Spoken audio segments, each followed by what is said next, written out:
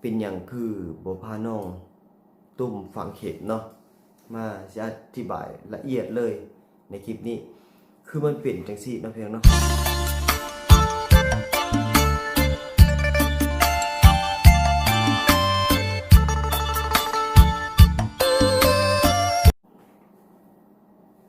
สบายดีพี่น้องปองป่ายเปิดทุกผู้ทุกคนดีต้อนรับผู้ที่ซ่องบ่ใจเนาะ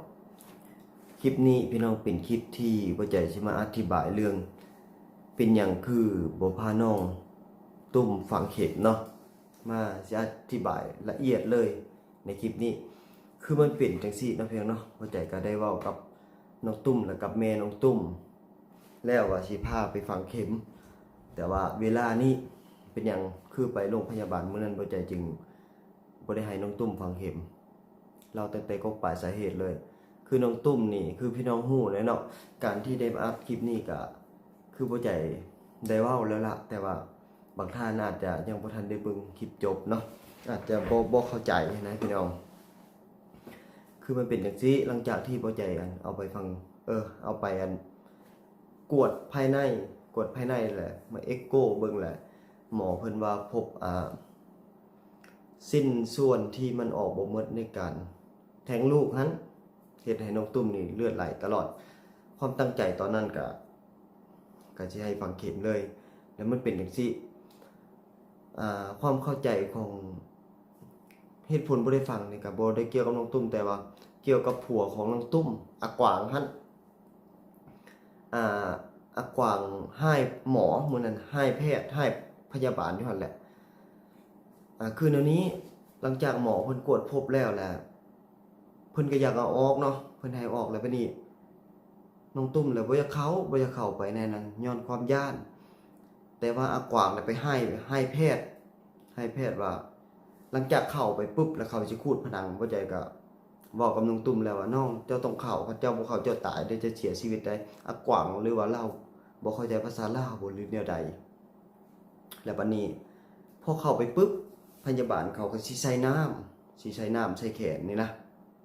บ้านเฮาก็เอิ้นสโลมแต่ว่าน้ำเกลือนั่นแหละใส่อากวางไปให้แพทย์ว่าอย่าไปใส่ได้เขาบ่ได้พาเมียข่อยมาใส่น้ำได้มาปัวคั่นแม่นบ่กับ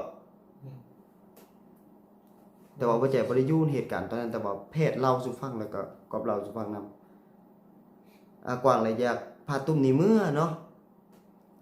เฮ็ดแล้วก็สิมื้อนะแบบว่าข่อยบ่ให้เฮ็ดได้ข่อยสิพาเมียข่อยเมื่อแบบนี้ไปให้เขานะหลังจากที่เฮ็ดแล้วเฮ็ดต่อไปแล้วบัดนี้แต่มันบ่แล้วจักเทื่อมันดนในการขูดผนังมดลูกนะมันดนแล้วบัดนี้อากวางแล้วไปจี้หมอไว้ได้เฮ็ดไวๆแน่เฮ็ดไวๆแบบนี้ก็ซับหมอแบบนี้นะ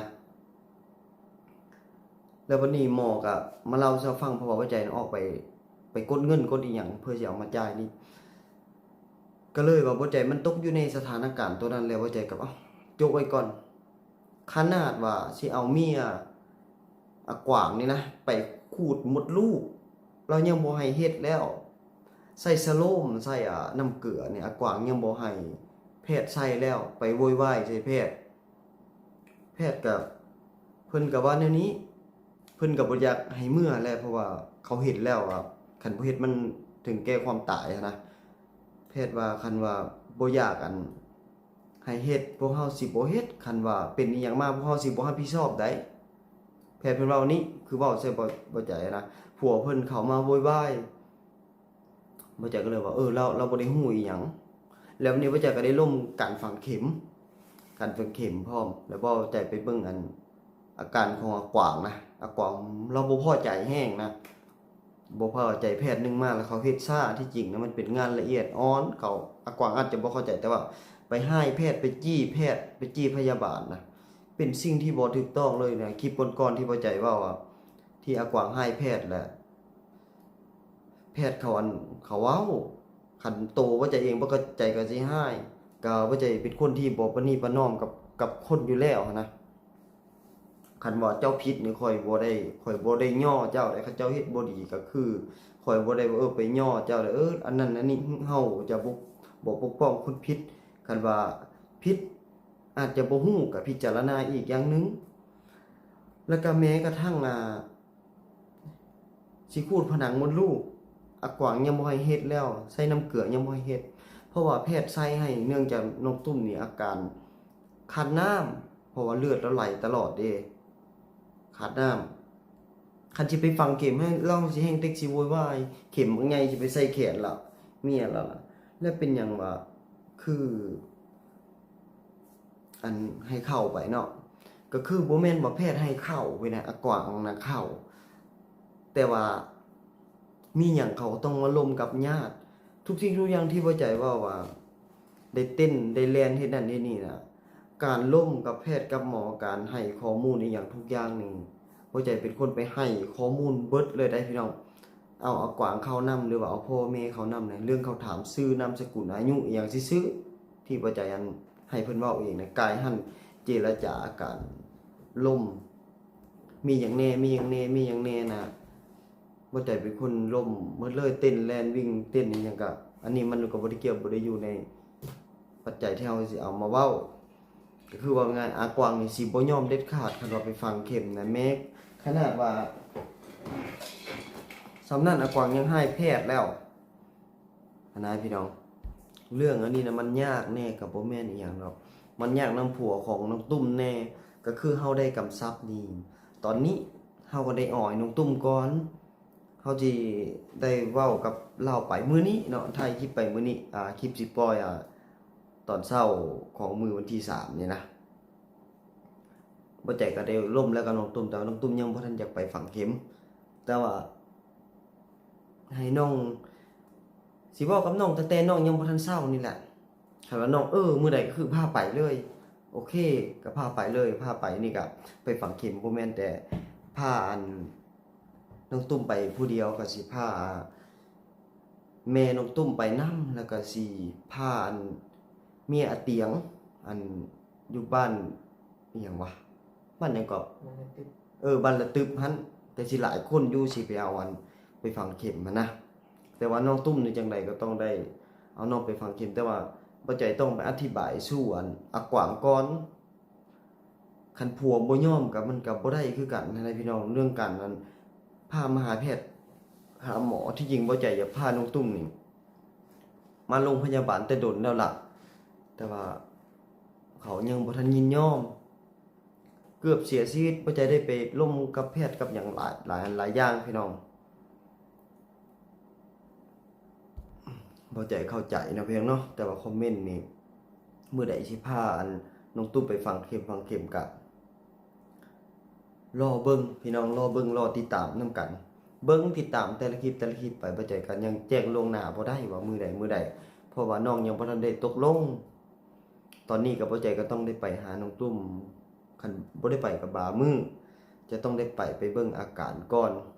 คันว่าน้องเป็นอีหยังบ่ปกตินะก็สิได้พาไปหาหมอถึงมันสิยากเข็นส่ำใดเฮาก็ต้องได้พาน้องไปเฮาเห็นแล้วเด้ก็แม่นอยู่น้องก็บ่ได้มีส่วนเกี่ยวข้องอิหยังกับครอบครัวเฮาอิหยังก็แม่นอยู่แต่ว่าเฮาคิดในเพิ่นมนุษย์นํกันแล้วก็เขาบ่ฮู้อีหยังแต่ก็บ่ใจก็บ่ได้ไปถือสาอีหยังดอกบ่ได้ถือสากวางอีหยังดอกเฮาเข้าใจเบิดทุกคนนั่นล่ะ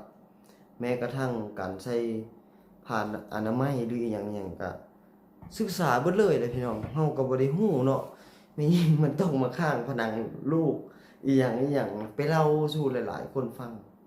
คนที่ฮู้จักหลายๆคนเขาก็ว่ามันอันตรายมันเป็นอันนี้เป็นนี่เด้อเฮาก็เอาความรู้เท่าที่เฮามีศึกษา ในขนาดนั้นเลยเคสน้องตุ้มก็เป็นเคสตัวอย่างพี่น้องคันไปพ่อผู้อื่นก็ปัจจัยก็มีความรู้น้อยนึงแล้วเด้ในตัวนี้นะมันก็ต้องได้ศึกษาไปพี่น้องเพื่อเฮาซอยคนนี่แต่ว่าอย่างนึงเนาะที่ปัจจัยได้ซอยเหลือผู้คนแต่ว่าสิเชิงว่าซอยเหลือก็มันบ่ถึงขนาดนั้นคันว่าสิเอิ้นว่าเทวดาตื่นดินอีหยังก็มันบ่ได้ถึงขนาดนั้นเด้อพี่น้องเด้อปัจจัยก็บ่ได้แม่นคนดีขนาดนั้นบ่ได้ดีไปเบิดทุกอย่างมันก็มีแนวบ่ดีแน่มีแนวดีแน่ปนเปกันไปเพราะว่าในการมาซอยเหลืออันนี้ก็คันสิว่าสายบุญมันก็บ่แม่นหันนะพี่น้องมันก็บ่แม่นสายบุญโดยตรงมันซั่นซะพี่น้องในช่วงเวลาใดช่วงเวลาหนึง ตอนเฮามีโอกาสซอยคนได้เฮาก็ซอยคันว่าเบิดวาระหรือว่าเฮามีอันอื่นที่ต้องไปที่ต้องเฮ็ดเฮาก็บ่แม่นว่าสิปะอันเรื่องการซอยคนอาจจะบ่ได้ถ่ายคลิปซอยคนแต่ก็ซอยอันอย่างใดอย่างหนึ่งก็มันเป็นการซอยคือกันพี่น้องหลายอันหลายอย่างอันนี้ก็ยังบ่ฮู้ว่าทิศทางสิเป็นแบบใดแต่ว่าตอนนี้ก็ต้องขอขอบคุญขอบคุณพี่น้องหลายๆเฮามาถึง400,000 ซับแล้วเด้อพี่น้องเด้อเฮากับ FC ทุกคนมีส่วนร่วมนำกัน เดี๋ยวปัจจัยสิให้เบิ่งผู้ติดตาม นี่เด้อพี่น้องผู้ติดตามตอนนี้ 4,123 คนแล้ว23 คนเลยเด้อเอาดีใจพี่น้องเอ้ยที่ส่องอีก100,000ก็สิไปครึ่งล้านแล้วคันบ่มีพี่น้องเนาะผลักดันซอยร่วมแรงร่วมใจกันมาเฮาก็คือสิบ่ได้ขนาดนี้เนาะเวลาที่ถ่ายคลิปตอนนี้นะพี่น้อง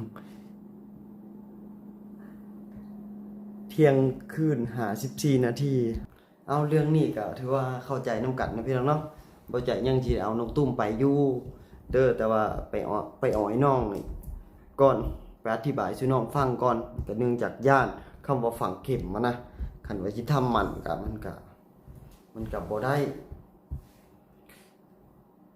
ว่าไปฝังเข็มก่อนอย่างน้อยก็จัก3 ปี3 ปีขึ้นมี5 ปีก็สิฝัง5 ปีให้น้องเลยนะพี่น้องเอามาลงเรื่องต่อไปพี่น้องมาลงเรื่องค่าใช้จ่ายบ่ใจเว้าในตอนกลางเว้นว่าสิมาอธิบายสู่พี่น้องฟังในคลิปที่ถ่ายตอนกลางคืนนี่ให้พี่น้อง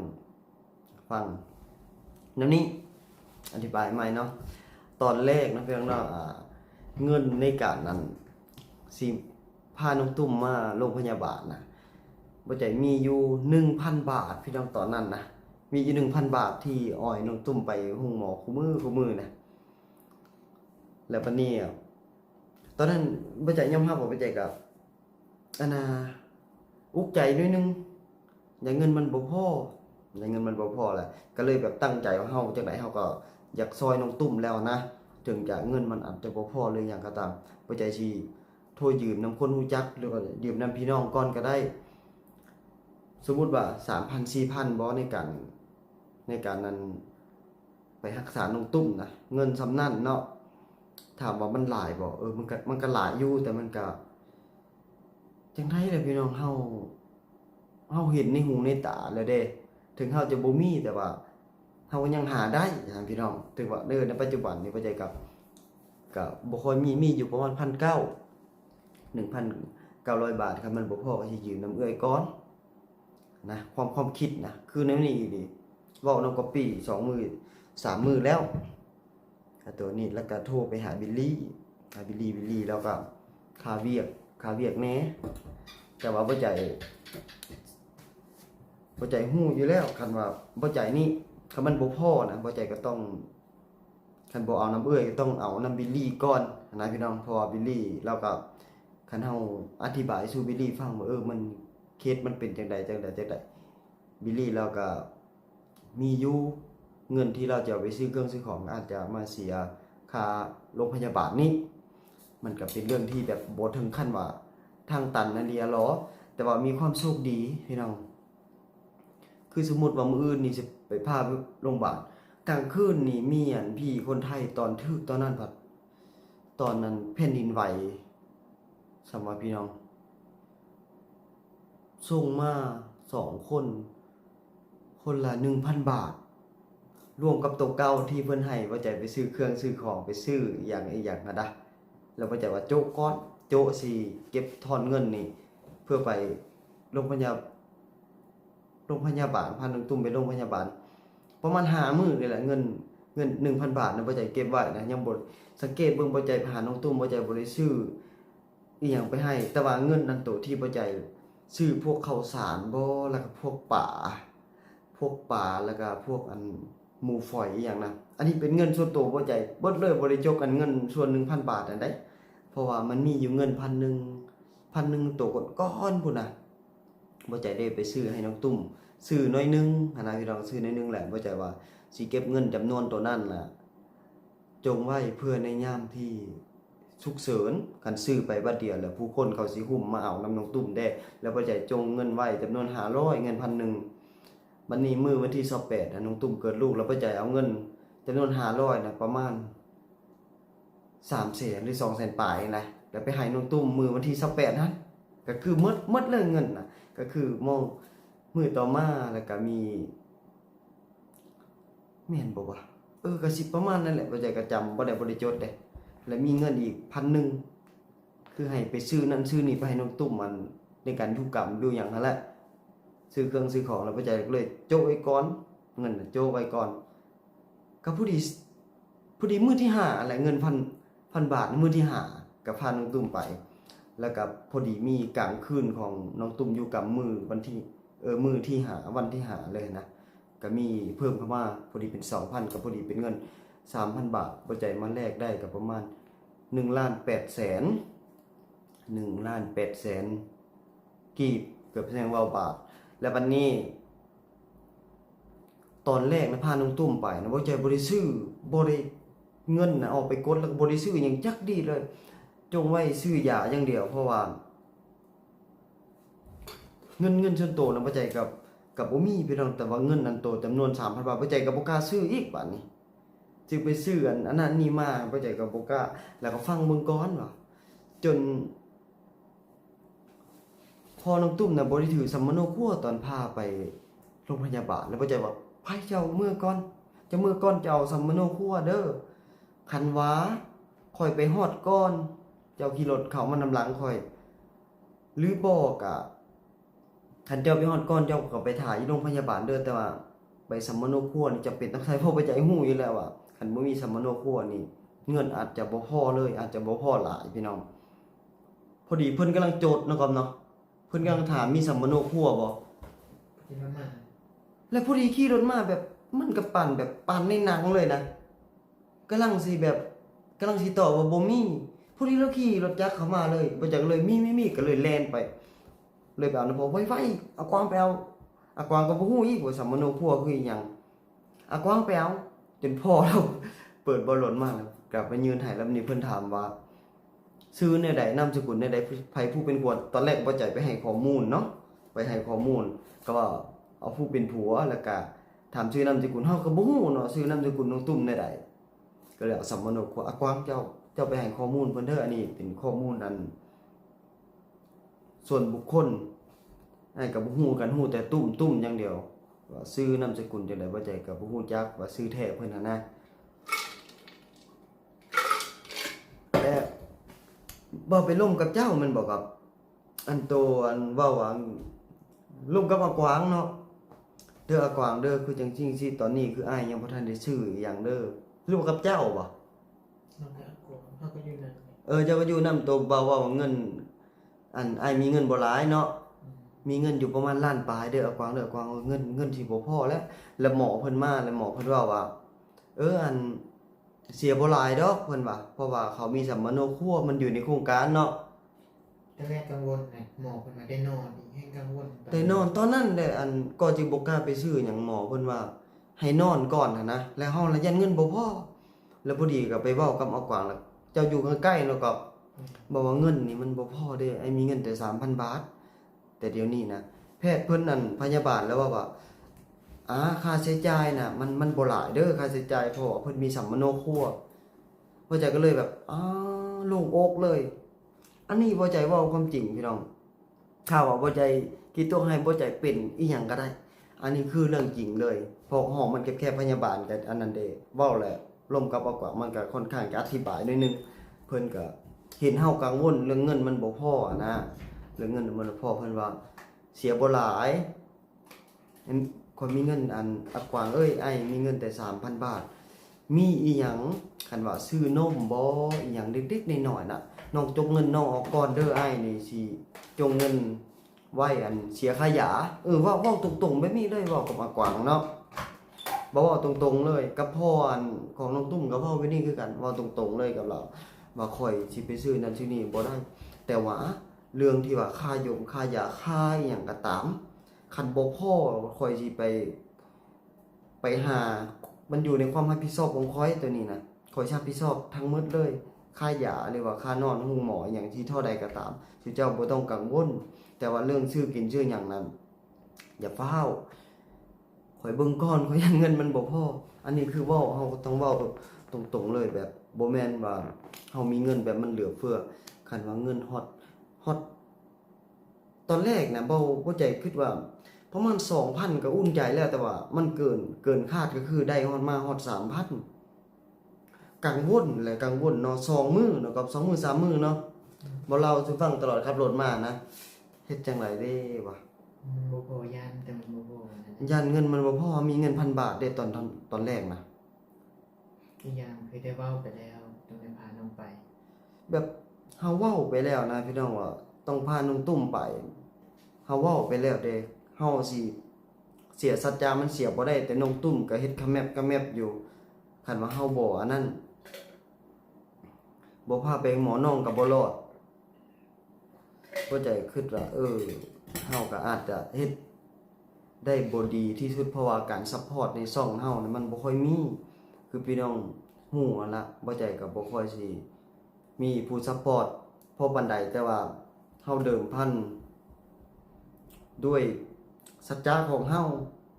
แต่ว่าโอ้ยโชคดีพี่น้องเอ้ยโชคดีแฮงอีหลีก็เลยบอกโอ้โล่งอกพอดีตอนเช้าเนาะบ่ได้เงิน 2,000 ตื่นไปเป็น 3,000 นะบอกก็เลยว่าเราสิว่าป้าแบบโล่งอกแฮงอีหลีแบบกระล่มกันหลายอย่างอยู่แบบเฮ็ดแนวใดหาวิธีแต่ว่าน้องตุ้มน่ะอาการมันแย่เลยเด้จังได๋เฮาบ่ใจคิดว่าเงินส่ำนั้นคันว่ามันบ่พอดำสมมุติว่าค่ารักษา3ล้าน4ล้านบ่เฮาก็มันก็บ่เกินความสามารถของเฮาหาได้อยู่แล้วแค่ว่าตอนนี้เฮาแค่บ่มีซื่อๆคือตอนนี้เพราะเนื่องจากว่าเฮาแบบที่จริงบ่ใจก็มีเงินอยู่ได้พี่น้องแต่ว่าแปลงรถดูโพดแปลงรถเทื่อละ 17,000 18,000เกือบ 20,000ตอนมือถึงแฮกซ่องก็เท่าไหร่กิน 17,000 บ่ เป็นพาวเป็นหยัง แปลงแบบหลายอย่างเลยพี่น้องพวกเผาพวกอหยังนะหลายอย่างพอดีหมดไป 17,000ที่จริงก็เงินก็มีอยู่แต่ว่ารถมันส่อกะละส่อเหลี่ยหลอด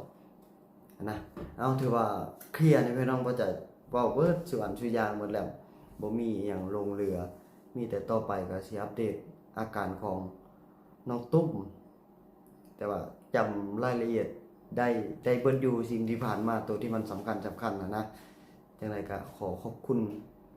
FC ทุกคนที่ซัพพอร์ตอาจจะบ่ได้ซอยเงินโดยตรงก็ตามพี่น้องแต่ว่าพี่น้องเขามาเบิ่งคลิปอันนี้ก็เป็นการซอยคือกันพี่น้องอาจจะบ่ได้ซอยเงินซัพพอร์ตโดยตรงแต่ว่าพี่น้องเบิ่งคลิปมันก็มีรายได้คือกันจะน้อยจะหลายมันก็บ่เกี่ยวเลยพี่น้องแค่กดไลค์กดแชร์ซื่อๆเฮาก็ดีใจแล้วเพราะว่าการเฮ็ดคลิปอยากให้คนเบิ่งคันที่เมื่อคนเบิ่งก็มีรายได้แล้วก็มีกำลังใจในการสู้ต่อไปพี่น้อง